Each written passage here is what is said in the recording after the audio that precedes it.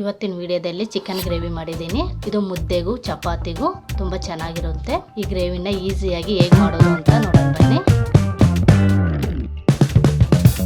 Chicken gravy ಮಾಡೋಕ್ಕೆ ಮೊದಲದಾಗಿ 1 kg chicken ತಗೊಂಡು ಈ ಥರ ಚಿಕ್ಕ ಚಿಕ್ಕ ಪೀಸ್ ಮಾಡಿ ತೊಳೆದು ಇಟ್ಕೊಂಡಿದ್ದೀನಿ. ಇದಕ್ಕೆ 1/4 ಸ್ಪೂನ್ ಅರಿಶಿಣ, 1 ಸ್ಪೂನ್ ಶುಂಠಿ ಬೆಳ್ಳುಳ್ಳಿ ಪೇಸ್ಟ್, 2 ಸ್ಪೂನ್ ಅಚ್ಚ ಖಾರದ ಪುಡಿ, 1 ಬೌಲ್ ಮೊಸರು, ಹಾಗೆ 1 ಸ್ಪೂನ್ ಉಪ್ಪು ಹಾಕಿ ಚೆನ್ನಾಗಿ ಕಲಿಸ್ಕೋಬೇಕು.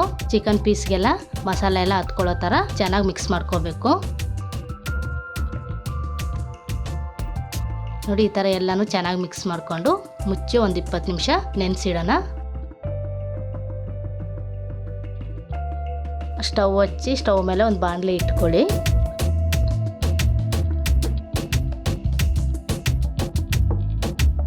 ಬಾಣಲಿಗೆ ಒಂದು 4-5 ಸ್ಪೂನ್ ಎಣ್ಣೆ ಸೇರಿಸ್ಕೊಂಡು ಎಣ್ಣೆ ಸ್ವಲ್ಪ ಬಿಸಿ ಆದಮೇಲೆ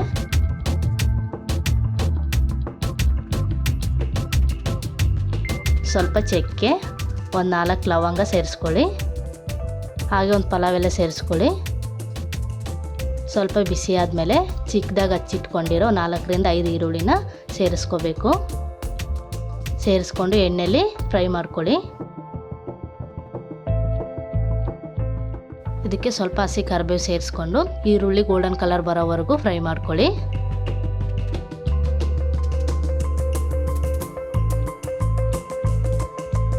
ನೋಡಿ, ಈರುಳ್ಳಿ ಎಲ್ಲ ಚೆನ್ನಾಗಿ ಫ್ರೈ ಆಗಿದೆ, ಗೋಲ್ಡನ್ ಕಲರ್ ಬಂದಿದೆ. ಇದಕ್ಕೆ ಇವಾಗ ಕಲಸಿಟ್ಕೊಂಡಿರೋ ಚಿಕನ್ನ ಆ್ಯಡ್ ಮಾಡ್ಕೋಬೇಕು.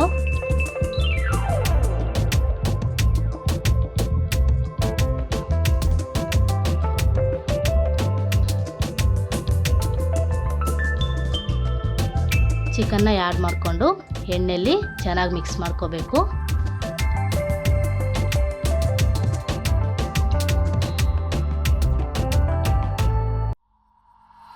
ಮಿಕ್ಸ್ ಆದಮೇಲೆ ಇದನ್ನ ಮುಚ್ಚಿ ಒಂದು 4-5 ನಿಮಿಷ ಬೇಯಿಸ್ಕೋಬೇಕು.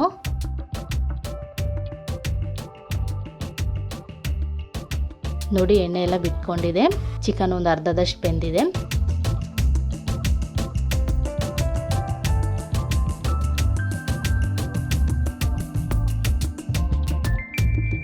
ನೋಡಿ, ಪೀಸ್ ಎಲ್ಲ ಒಂದು ಮೀಡಿಯಮ್ಮಾಗಿ ಬೆಂದಿದ್ದಾವೆ.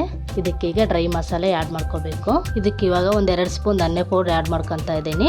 ನಾನು 1 kg ಚಿಕನ್ ತಗೊಂಡೋದ್ರಿಂದ 2 ಸ್ಪೂನ್ ಧನ್ಯ ಪೌಡ್ರ್ ಆ್ಯಡ್ ಮಾಡ್ಕೊತಾ ಇದ್ದೀನಿ. ನೀವು ಒಂದು ಅರ್ಧ kg ಚಿಕನ್ ತಗೊಂಡ್ರೆ 1 ಸ್ಪೂನ್ ಸಾಕು. ಹಾಗೆ 1 ಸ್ಪೂನ್ ಗರಂ ಮಸಾಲೆ ಸೇರಿಸ್ಕೊಳ್ಳಿ. ಗರಂ ಮಸಾಲಾನ ಕಡಿಮೆ ಹಾಕ್ಕೊಳ್ಳಿ, ಜಾಸ್ತಿ ಹಾಕ್ಕೊಂಡ್ರೆ ಸಾಂಬಾರೆಲ್ಲ ಸ್ವಲ್ಪ ಕಹಿ ಬರುತ್ತೆ. ಒಂದು ಅರ್ಧ ಸ್ಪೂನ್ ಪೆಪ್ಪರ್ ಪೌಡ್ರು, ಹಾಗೆ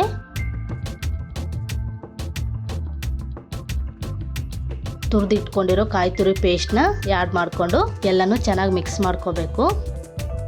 ನಿಮಗೆ ಮೊಸರು ಇಷ್ಟ ಇಲ್ಲ ಅನ್ನೋರು ಕಾಯಿ ತುರಿ ಪೇಸ್ಟ್ ಜೊತೆನೇ 1-2 ಟೊಮೊಟೊ ಹಾಕ್ಕೊಂಡು ಮಿಕ್ಸಿಗೆ ಹಾಕ್ಕೋಬೋದು. ಮಸಾಲೆ ಎಲ್ಲ ಚಿಕನ್ ಜೊತೆ ಚೆನ್ನಾಗಿ ಮಿಕ್ಸ್ ಮಾಡ್ಕೊಳ್ಳಿ.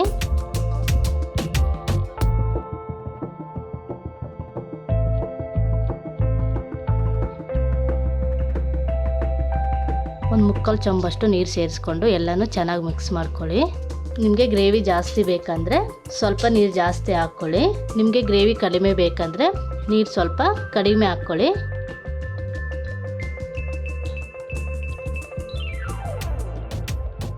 ಇದನ್ನ ಇವಾಗ ಮುಚ್ಚಿ ಒಂದು 1/4 ಗಂಟೆ ಬೇಯಿಸ್ಕೊಳ್ಳೋಣ.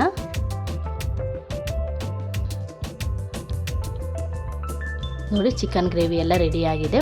ಎಣ್ಣೆ ಎಲ್ಲ ಬಿಟ್ಕೊಂಡಿದೆ, ಪೀಸ್ ಎಲ್ಲ ಚೆನ್ನಾಗಿ ಬೆಂದಿದ್ದಾವೆ.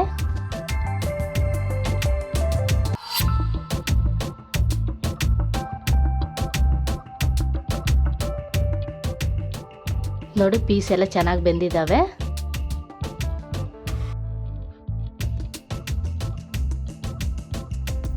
ಇದಕ್ಕೆ ಮೇಲೆ ಸ್ವಲ್ಪ ಕೊತ್ತಂಬರಿ ಸೊಪ್ಪು ಆ್ಯಡ್ ಮಾಡ್ಕೊಳ್ಳಿ, ಟೇಸ್ಟ್ ತುಂಬ ಚೆನ್ನಾಗಿರುತ್ತೆ.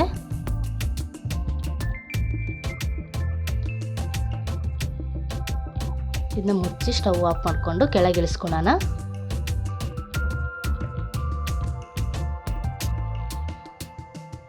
ನೋಡಿ, ಚಿಕನ್ ಗ್ರೇವಿ ತುಂಬ ಸೂಪರಾಗಿ ರೆಡಿಯಾಗಿದೆ. ಇದು ಚಪಾತಿಗೂ ರೈಸ್ಗೂ ಮುದ್ದೆಗೂ ತುಂಬ ಚೆನ್ನಾಗಿರುತ್ತೆ. ಇದು ಕಡಿಮೆ ಸಮಯದಲ್ಲೇ ಸೂಪರಾಗಿ ಮಾಡ್ಕೋಬೋದು. ನೀವು ಮನೆಯಲ್ಲೇ ಒಂದ್ಸಲ ಟ್ರೈ ಮಾಡಿ ನೋಡಿ, ತುಂಬ ಚೆನ್ನಾಗಿರುತ್ತೆ. ಇದನ್ನೀಗ ಒಂದು ಬೌಲ್ಗೆ ಸರ್ವ್ ಮಾಡ್ಕೊಳ್ಳೋಣ.